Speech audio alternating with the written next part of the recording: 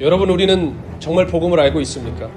교회 오래 다녀서 이것저것 보고 들은 것은 많아 복음에 대한 풍어는 읊을 줄 알지만 정작 내 삶은 하나도 바꾸지 못하는 그런 무능한 복음을 들고 살고 계시지 않습니까? 내 삶의 죄 하나, 습관 하나 바꾸지 못하는 복음이 어찌 우리를 구원할 수 있겠습니까? 우리는 우리의 구원에 대해 날마다 다시 살펴보아야 합니다. 두렵고 떨림으로 내가 믿음 위에 서 있는지 오늘 우리의 삶을 돌아보아야 할 줄로 믿습니다.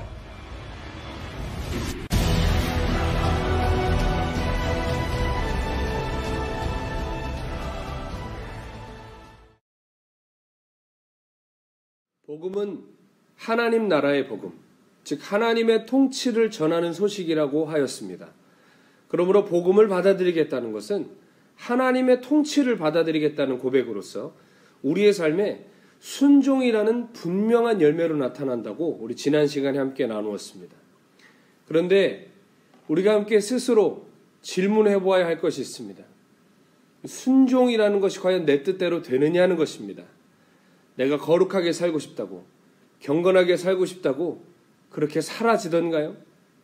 만약 순종이 내 뜻대로, 내가 마음먹은 대로 되는 거라면 굳이 예수님이 우리를 위해서 죽으실 필요가 있으셨을까요? 실은 기독교가 아니어도 타종교에도, 예를 들어 불교든 유교든 이슬람이든 유대교든 윤리 도덕이 다 있습니다. 다 착하게 살고 선을 행하라고 모든 종교가 가르칩니다. 그리고 굳이 종교가 아니어도 학교에서도 우리가 질서라는 것을 배우고 사회 윤리를 배웁니다. 그런데 어떤가요? 윤리 도덕이 우리가 배워서 지켜지던가요? 누가 명령한다고 되던가요? 법 질서를 확립한다고 죄가 없어지던가요? 마음을 먹는다고 되던가요? 최근에 얼마나 극악무도한 죄들이 수면 위로 드러나고 있습니까? 그러나 여러분, 시대가 악해져서 이런 죄를 짓는 것이 아니라 실은 이런 죄가 공론화될 뿐이고 드러날 뿐입니다. 과거에도 동일한 죄들이 있었습니다.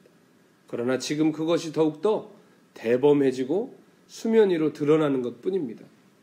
어떤 때보다도 사회 윤리가 더 강조되고 도덕을 배우고 종교가 많지만 세상은 왜 이렇게 더 악해져 가는 것일까요?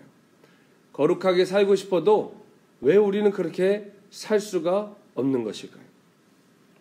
성경이 우리에게 선언하는 것이 있습니다. 그것은 우리가 아무 가능성이 없는 죄인이라는 사실입니다. 단순히 몇 가지 윤리 규범을 어겨서 죄인이 아니라 본질상 불순종하는 가운데 행하는 진노의 자녀, 본질상 죄인이라고 성경은 우리에게 선언합니다. 에베소서 2장 2절에서 3절은 그때에 너희는 그 가운데서 행하여 이 세상 풍조를 따르고 공중의 권세 잡은 자를 따랐으니 곧 지금 불순종의 아들들 가운데서 역사하는 영이라.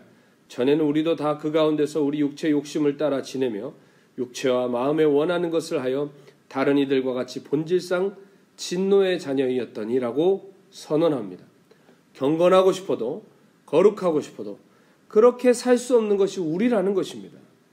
어떠한 가르침으로도 어떠한 윤리로도 종교로도 갱생할 수 없는 것이 우리의 죄된 본질이라고 성경이 말하고 있는 것입니다. 이 말이 무슨 말인지 한번 거룩하게 살아보려고 몸부림쳐본 사람들은 공감할 것입니다. 내가 얼마나 의지가 박약한 사람인지, 내가 얼마나 불가능하고 본질상 거룩하게 살 수 없는 사람인지 처절하게 몸부림쳐본 사람은 이 말이 무슨 말인지 알 것입니다. 사도 바울도 자타가 공인하는 열심과 경건으로 무장한 사람이었습니다. 게다가 아주 타고난 모태신앙이었습니다. 빌립보서 3장 4절에서 6절에 보면 그러나 나도 육체를 신뢰할 만하며 만일 누구든지 다른 이가 육체를 신뢰할 것이 있는 줄로 생각하면 나는 더욱 그러하리니 나는 8일 만에 할례를 받고 이스라엘 족속이요 베냐민 지파요 히브리인 중에 히브리인이요 율법으로는 바리새인이요 열심으로는 교회를 박해하고 율법의 의로는 흠이 없는 자라라고 고백합니다. 타고난 모태신앙입니다. 율법을 누구보다 열심히 지켰습니다. 대단히 노력했던 사람이었습니다. 그러나 이 바울의 최후 고백이 무엇입니까? 로마서 7장에 보면 그러므로 내가 한 법을 깨달았노니 곧 선을 행하기 원하는 나에게 악이 함께 있는 것이로다. 내 속사람으로는 하나님의 법을 즐거워하되 내 지체 속에서 한 다른 법이 내 마음의 법과 싸워 내 지체 속에 있는 죄의 법으로 나를 사로잡는 것을 보는도다. 오호라, 나는 곤고한 사람이로다. 이 사망의 몸에서 누가 나를 건져내랴. 자신의 혈통도 열심도 자기 의도 결국은 나를 구원할 수 없다는 거예요. 최선을 다했지만 그 결론은 사망의 몸을 등에 업고 끌려가는 존재적인 죄인이라는 것을 사도 바울이 고백하는 것입니다. 여러분, 왜 이럴까요? 왜 우리는 이렇게 살고 싶지만 살 수 없는 존재가 되었을까요? 그토록 교회 다니고 배우고 외우고 애를 써도 왜 우리는 되지 않는 것일까요? 왜냐하면 우리 안에 있는 죄는 단순히 우리의 손에서 발에서 생각과 마음에서 역사하는 게 아니라 죄가 우리의 생명 안에 들어갔기 때문에 그런 것입니다. 우리는 아담과 하와의 범죄를 잘 알고 있습니다. 태초에 에덴에서 동산의 모든 실과를 다 먹을 수 있지만 동산 중앙에 있는 선악과만큼은 먹을 수 없다고 주님 말씀하셨습니다. 먹으면 반드시 죽을 거라고 하셨죠. 그러나 우둔한 인간은 하나님 말씀을 어기고 기어이 그 선악과를 범하고 말았습니다. 그리고 주님 말씀대로 인류는 죽게 되는데 선악과 따먹자마자 고꾸라져 죽은 그러한 육체적인 죽음이 아니라 인간의 생명 안에 죄가 들어와서 죄 뒤의 역사는 죽음의 권세 아래 인류의 삶이 놓이게 된 것입니다. 아담의 범죄로 말미암아 죄가 인류 안에 들어왔는데 이 죄가 손에 붙고 발에 붙는 게 아니라 우리의 생명 속에 들어와서 역사하기 시작했다는 것이죠. 그래서 우리의 생명 자체가 죄된 생명이 되어버리고 만 것입니다. 여러분, 암이 왜 무섭습니까? 정상세포가 암세포로 변이 되는데 그 세포만 암세포가 되는 것이 아니라 모든 주변에 있는 세포까지도 암세포가 되게 만들죠. 암이 전이가 되는 것입니다. 우리 안에 있는 죄도 그렇습니다. 우리의 삶의 모든 영역에 이 암덩어리 같은 죄가 전이되어서 손 닿는 곳, 눈으로 보는 것, 발로 가는 것, 모든 영역이 다 죄의 열매를 맺게 하는 것입니다. 콩 심은 데 콩 나고 파 심은 데 팥 난다는 우리의 옛말도 있지 않습니까? 그 말처럼 우리 안에 생명의 죄가 들어오니까 우리의 생명, 호흡, 손 가는 것 모든 영역이 다 죄의 권세 아래 죄의 열매를 맺게 된 것입니다. 그러므로 어찌 보면 우리가 죄를 짓는 것은 당연한 것이에요. 죄의 생명을 갖고 있기 때문입니다. 가만히 밭을 그만두면 잡초가 무성하게 자라듯이 여러분, 우리 마음 가는 대로 그냥 두어 보십시오. 말하고 싶은 대로 한번 그냥 말해 보십시오. 생각하는 대로 행동하는 대로 그냥 두어 보십시오. 선한 것이 나겠습니까? 악한 것이 나겠습니까? 세상이 지옥이 되겠습니까? 천국이 되겠습니까? 우리는 존재 자체가 죄인입니다. 죄지어서 죄인이 아니라 죄인이기에 죄를 짓는 것입니다. 그러므로 우리의 회개는 죄 목록 몇 가지 고백한다고 되는 것이 아니라 존재적인 죄에 대한 회개가 일어나야 하는 것입니다. 그렇다면 우리의 생명 자체가 쇳덩어리가 됐는데 그로 말미암아 생명이 가는 곳마다 생명의 열매, 죄된 생명의 열매를 맺고 있는데 그럼 이 열매를 맺지 않게 하려면 어떻게 해야 될까요? 열매 몇 가지 따면 될까요? 가지치기 하면 될까요? 그렇지 않습니다. 우리의 죄된 생명이 처리가 되어야 합니다. 못된 나무는 죽어 뽑아내야 합니다. 죽어야 끝나는 것입니다. 그러나 어떻게 죽습니까? 우리가 스스로 죽을 수 있나요? 죽어야지 가슴 친다고 해서 죽어지던가요? 그렇게 해서 될 일이면 우리가 이런 고민을 할 필요가 없습니다. 우리 스스로는 아무것도 할 수 없는 사람들입니다. 존재는 쇳덩어리인데 그마저도 내 힘으로 어찌할 수 없는 사망의 몸을 치고 살고 있다는 사도 바울의 고백이 바로 우리 모두의 고백인 것입니다. 존재적인 죄인, 멸망의 자식, 지옥 가는 인생, 이것이 우리의 또 다른 이름인 것입니다. 그러나 우리 힘으로는 할 수 없지만 하나님의 크신 긍휼 속에 하나님께서 우리에게 율법의 의 외에 다른 의를 준비해 두셨습니다. 살아내려 해도 살아낼 수 없는 부끄러운 인생들에게 하나님이 살 길을 열어놓으셨습니다. 그것은 바로 하나님의 독생자 예수 그리스도를 믿는 의입니다. 로마서 3장 20절에서 22절에 보면 그러므로 율법의 행위로 그의 앞에 의롭다 하심을 얻을 육체가 없나니 율법으로는 죄를 깨달음이니라. 이제는 율법 외에 하나님의 한 의가 나타났으니 율법과 선지자들에게 증거를 받은 것이라. 곧 예수 그리스도를 믿음으로 말미암아 모든 믿는 자에게 미치는 하나님의 의니 차별이 없느니라. 죄된 생명 아래 신음하면서 아무리 거룩하게 살고 싶어도 살지 못하는 우리를 주님이 긍휼히 여기시고 사랑하셔서 그 아들을 우리를 위해 보내셨다는 것입니다. 그리고 그 아들을 믿는 자에게 하나님의 의가 덧입혀지는데 여러분 대체 우리가 그 아들을 믿는 것은 무엇일까요? 그 아들이 우리를 위해 무슨 일을 하셨을까요? 우리가 알다시피 예수님은 우리의 죄를 위해 죽으셨습니다. 뿐만 아니라 죽으시고 사흘 만에 부활하셨습니다. 그런데 성경은 말하기를 죽으시고 부활하신 이 사건이 단순히 나 대신 나를 위해 일어난 일을 넘어 그 속에 더 큰 의미가 있다고 말하고 있습니다. 성경은 말합니다. 단순히 날 위해 죽으신 것이 아니라 나와 함께 죽으신 것이라고 말입니다. 로마서 6장 4절에 그러므로 우리가 그의 죽으심과 합하여 세례를 받음으로 그와 함께 장사되었나니 이는 아버지의 영광으로 말미암아 그리스도를 죽은 자 가운데서 살리심과 같이 우리로 또한 새 생명 가운데서 행하게 하려 함이라. 우리가 예수님과 함께 죽고 예수님과 함께 장사되고 예수님과 함께 다시 살아났다는 것입니다. 왜라고요? 우리로 하여금 새 생명 가운데 행하게 하시려 하기 위해 그러셨다고 그러셨습니다. 우리는 죄된 생명을 가졌다고 했죠. 그 죄된 생명 때문에 죄의 열매를 맺을 수밖에 없는 사람들이라고 했습니다. 그래서 이 죄된 생명이 죽어야 끝난다고 그랬습니다. 그런데 예수님이 죽으실 때 우리의 죄된 생명이 예수님과 함께 끝났다고 하는 것입니다. 다시 예수님이 주시는 새 생명이 우리 안에 부여되어 우리가 그 생명 가운데 행하게 됐다고 성경이 얘기합니다.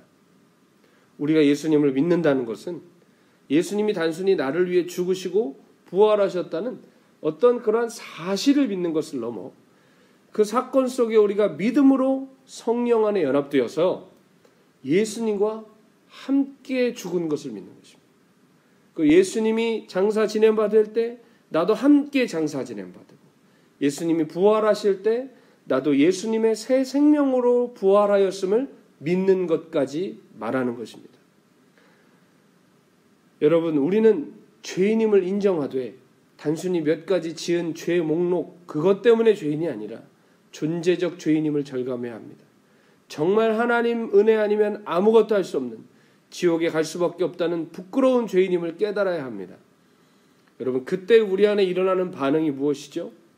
오라 나는 곤고한 자로다라는 사도 바울의 그 절망의 탄식과 함께 그제서야 예수님의 십자가가 밝히 보이기 시작하는 것입니다. 나 같은 죄인을 사랑하신 하나님의 사랑, 나 같은 못난 인간을 위해 죽으신 예수님의 희생, 그 은혜가 그제서야 밝히 보인다는 것입니다.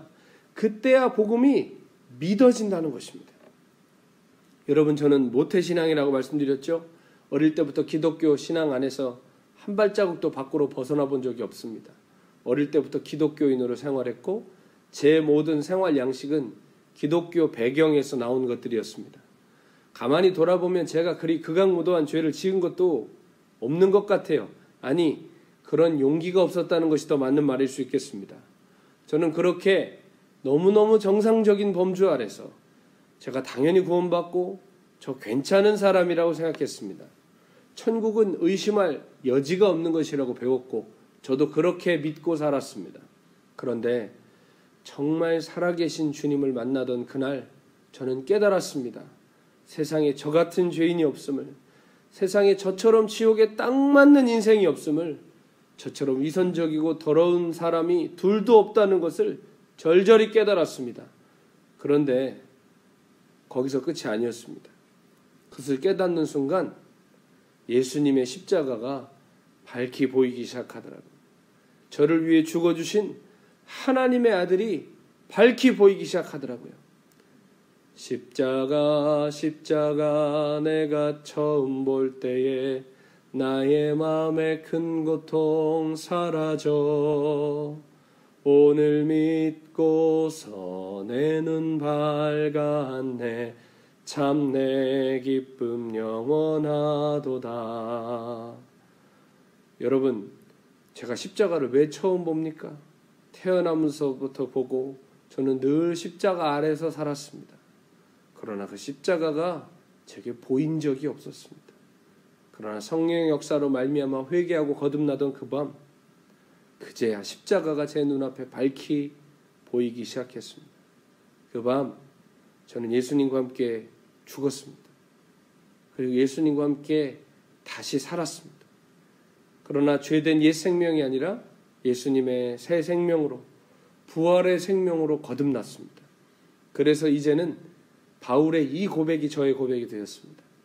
내가 그리스도와 함께 십자가에 못 박혔나니 그런즉 이제는 내가 사는 것이 아니요 오직 내 안에 그리스도께서 사시는 것이라. 이제 내가 육체 가운데 사는 것은 나를 사랑하사 나를 위하여 자기 자신을 버리신 하나님의 아들을 믿는 믿음 안에서 사는 것이라. 이제 이전에 나는 죽고 새로운 사람으로 태어난 것입니다. 예수 안에서 믿음으로 새 사람이 된 것입니다. 그런데 이것은 단순히 제 다짐이나 저의 어떤 결단의 그냥 고백이 아니라 이 역사가 실제적으로 제 안에 그날부터 일어나기 시작했습니다. 죄를 사랑하던 제가 죄와 싸우기 시작했습니다. 속된 것을 사랑하던 제가 거룩함을 사모하기 시작했습니다. 어떻게 하면 세상에서 성공하고 잘 될까 늘 꿈꾸며 살던 제가 천국을 사모하기 시작했습니다. 주님을 위해 살고자 하는 열망이 가득했습니다.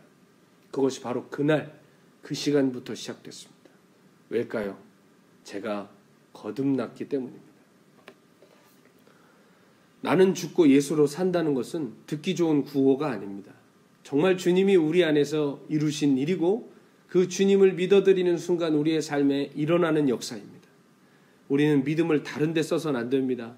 문제 해결, 소원 성취하는 데만 믿음 쓸 것이 아니라 정말 주님이 이루신 이 놀라운 역사가 우리의 삶에 일어나도록 날마다 주님을 믿어드려야 합니다.